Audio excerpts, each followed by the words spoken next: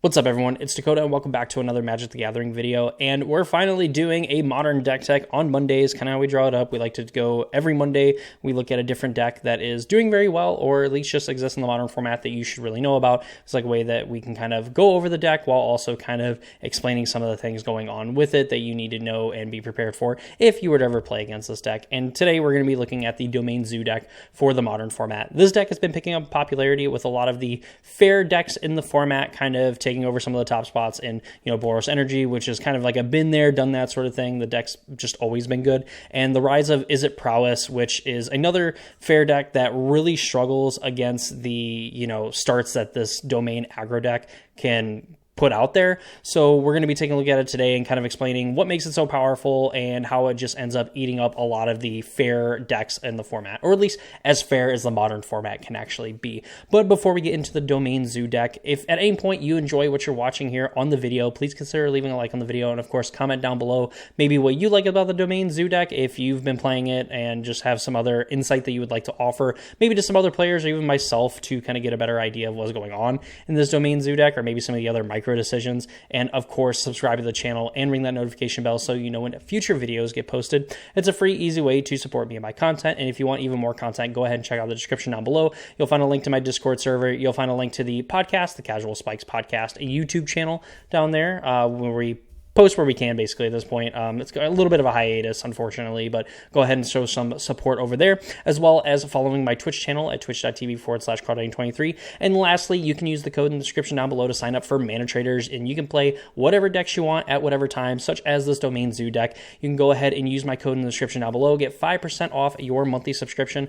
I've been subscribed to Manatraders for essentially 5 years across 2 different stints, and their rental service only gets better and better every time, basically, not every time you use them, but, they always make some pretty significant improvements. You can get cards basically instantly now as soon as you click to actually rent said cards, and they haven't had really any availability issues. So, depending on like the tier of service that you have, you can end up getting new cards for like the new set, such as Final Fantasy, as early as like the next day that the set releases. So definitely go ahead and check them out. Use my code in the description down below, get 5% off. I get a little bit kickback as well, and it does go towards supporting the channel, and I do greatly appreciate that. But with all that said, let's go ahead and check out this Domain Zoo deck. So Domain Zoo has a combo that for a while, like, it was kind of like the, the meme with the dude with the butterfly is like, is this, and like, is basically like, is this a combo, and should every deck just be playing this? So the combo in question is Leyline of the Gilpack being one of those cards, where it's just like any of the other ley lines. If it is in your opening hand at the beginning of the game, you can begin with it on the battlefield, and then each non-land permanent you control is all colors, and then lands you control are every basic land type in addition to the other types. So this, in a normal vacuum, and we saw this in like mono green devotion decks and like Pioneer, because this is technically 4 green pips, and that just makes for insane starts, on top of getting to play some really odd choice in cards too when actually playing those style of decks.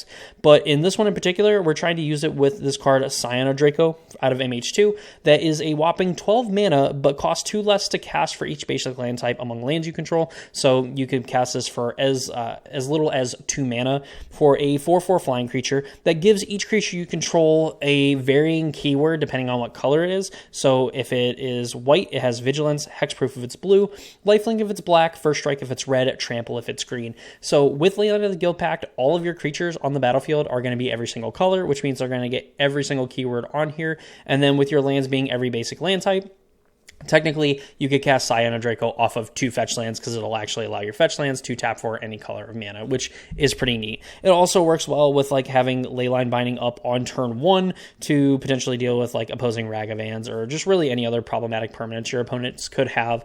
That's not necessarily the most relevant thing, I would say, but I'm sure for some players it does actually come up that you are able to just kind of play just like regular fetch lands, not have to worry about cracking them, and then you can wait to actually use them to then go and get some of the surveil lands in your deck to potentially find some action here. So that's really cool. That's kind of the idea and the gist of the deck, is that you kind of have this powerful combo where your creatures aren't going to be able to be targeted. They're going to have vigilance, so they're going to play offense and defense. First Strike is a very powerful like combat-based keyword, just for the fact that your opponent is not going to be able to target your things with burn spells, and they're going to have to find a way to naturally pump their own creatures to not like have them lose in combat and not trade off at least with the creature that they're kind of going up against. Trample is also very good at, just being very offensive and aggressive, just because there are a lot of high-powered creatures in this deck. And of course, Lifelink as well is going to help buffer your life total here. So we have cards like Ragavan, Nimble Pilferer. Do not be distracted by the Final Fantasy art, because for some reason this has to be the art for the card. But we all know Ragavan, 1 mana, 2/1, deals combat damage to a player. You create a treasure token, then you exile the top card of that player's library until end of turn. You may cast that card, dash it for 2 mana. It's just a really solid creature to play on turn 1. Not only that, too, it just kind of snowballs like the longer it sits on the battlefield. This is like a tool that you can use kind of against the other, unfair decks in the format, where you can kind of just essentially like use the ramp part of Ragavan to cast like multiple creatures or play multiple cards in a turn to be able to interact with your opponent, and really just kind of put them in a little bit of a bind, because again, you're kind of getting some kind of a mana advantage while also end up dealing damage to your opponent. Territorial Kavu is an amazing creature, a 2-mana star that gets power and toughness equal to the number of basic lane types among lanes you control, and whenever it attacks, you choose one. You can discard a card. If you do, draw a card, and then you exile up to 1 target card from a graveyard. This works out very well for the fact that you're going to be able to discard extra lands to then hopefully draw relevant spells, or if you want to set up some like post-combat like Flage action here, where you can like discard it with a stock graveyard and then cast it back for its escape cost, whatever the case may be. This is like a way that you can kind of I would say cheat Flage into play without having to spend the initial 3 mana to actually get it into your graveyard if you don't have any other way to get it in your graveyard. Also, being able to interact with the graveyard is pretty nice here, because you get to exile up to 1 target card from a graveyard. We all know the graveyard is essentially an extension of resources, and Territorial Kavu gets to kind of target those things while also being an incredibly aggressive creature. And as we just mentioned, Flage as well, 3 mana, 6/6. When it enters the battlefield, unless it escaped, you have to sacrifice it, and it gets to Lightning Helix something whenever it enters or attacks. This is a card that is absolutely insane. It's probably one of the best creatures easily, I would say, in the format. And just the fact that it's a huge body creature, a lot of the removal spells, I mean, we see, like Unholy Heat and stuff like that, usually they're at 1 copy at most in the main of the Is It Prowess decks, but this is like a card that easily takes care of the small creatures when it hits the board, and has to, can basically rumble with a lot of the other big creatures in the format. And when you give Territorial Kavu, Flage, and even Ragavan just keyword soup as well, thanks to Scion of Draco, these cards are not only incredibly hard to really kill, but it's incredibly hard to kind of establish any sort of board control against this Domain Zoo deck, and that's really where it thrives, is just playing these giant monsters that are super efficient, and especially, when you don't have Scion of Draco, they're still great, because you're able to still have a 2 mana, 5/5 Territorial Kavu, and you're still able to have a 6/6 that is going to Lightning Helix something every time that it attacks, or again, in the early games, just like having Ragavan get in for damage and kind of give you that mana advantage is going to be really nice. Some of the other spells that we have here, we mentioned Leyline Binding, 4 copies, essentially a 1 mana like flash, like catch-all removal spell for a non-land permanent and opponent controls until it leaves the battlefield. There's not a lot of stuff going on main deck. Beseiju is a little less a card that we don't really see that much currently in the modern format, at least not with most of like the tier 1 decks. So we see like Amulet Titan, stuff like that, playing like Beseiju, and I think even maybe, I don't think so much like the Eldrazi decks. I don't think the Eldrazi decks really play it, but a lot of like the top tier decks in the format aren't really playing Beseiju, and they don't really have any other main deck options to deal with Leyline Binding. So this is just kind of a card that you get to play and essentially make sure that something is kind of gone forever. I guess even outside the Guitar Wars and stuff, but not thinking too much of it. Like, that's kind of Leyline Binding, just a 1 mana catch-all removal spell. We also have a 2 Fable of the Mirror Breaker, which, you have enough to essentially do the combo thing. And again, insane with Scion plus Leyline. Kind of all of this is insane with Scion Leyline. But this is also like a thing that's going to allow you to double up on like Kavus and Scion of Dracos and just get to do some pretty crazy things here. And then in your spells, you have 4 Lightning Bolt, 4 Tribal Flames. These are going to help you close out games very easily. Tribal Flames is essentially a 2 mana deal 5 to any target, with X equal the number of basic lands among lands you control. So this could deal like 2, 3, 4, 5, whatever.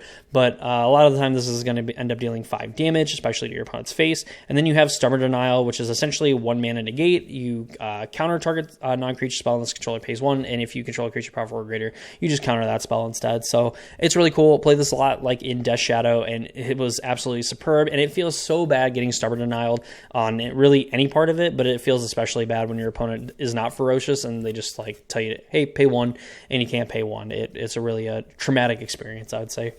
Your mana base, we have Arena Glory here. A lot of these like fair-ish decks we see playing Arena Glory. I think outside of really Is It Prowess, like this is kind of a fixture of the Boros Energy deck where, you can pay a red and tap it to exert it, and you add 2 red and mana spent on creature spells. They gain haste until end of turn, so obviously getting the double red for Flage to bring it back, being able to play a Kavu, and then maybe a Scion Draco on like turn 3, giving them both haste, and of course a bunch of keywords and stuff, getting into attack for like 9 and gain 9 and all this other dumb stuff. Like Arena of Glory just enables so much in this deck, especially since like in any case, like a lot of your creatures do require at least 1 red mana. So, and your biggest one is like Colorless. So these are like ways that you can give 2 creatures haste instead of just more than likely a lot of the time just giving like 1 creature haste.